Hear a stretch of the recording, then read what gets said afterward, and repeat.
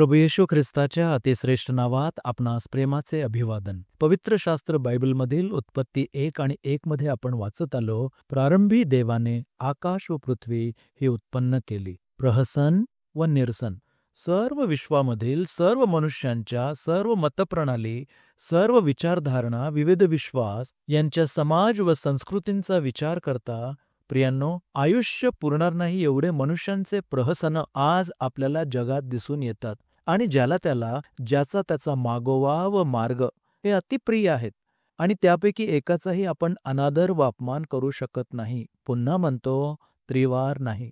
अशा ह्या सर्व प्रियजनांचा व त्यांच्या प्रहसनांचा आदर करत या जीवनात तसं पाहिलं तर आपण मात्र 1 किंवा 2चे अनुकरण करू शकू.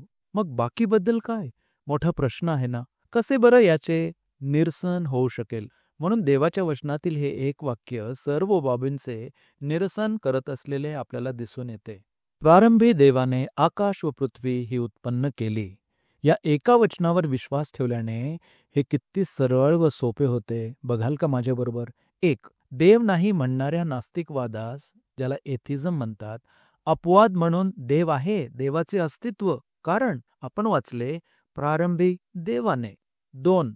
उत्क्रांतीवाद, इव्होल्यूशन, याला अपवाद म्हणून तो उत्पन्न करणारा देव आहे. 3.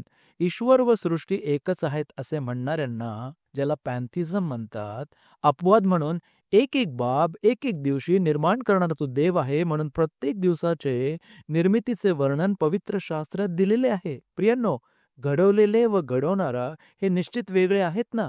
4.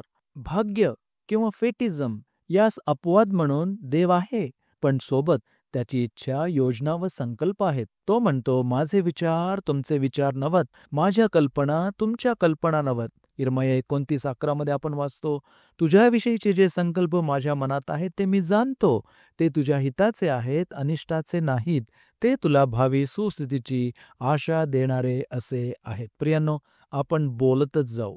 प्रहसनात वेळ न दवडता सर्व निरसन करणाऱ्या देव व त्याच्या वचनाचा आदर करूया, म्हणजे तोही आपला आदर करीन. प्रभू येशूच्या अर्पणावर विश्वास ठेवल्यामुळे तो आपल्याला क्षमा देखील करील. तेव्हा आपण दैवी शांती व दैवी आनंदाने भरलेले जीवन जगूया. प्रभू असे करण्यास खरोखर आपले सहाय्य करो. आमेन.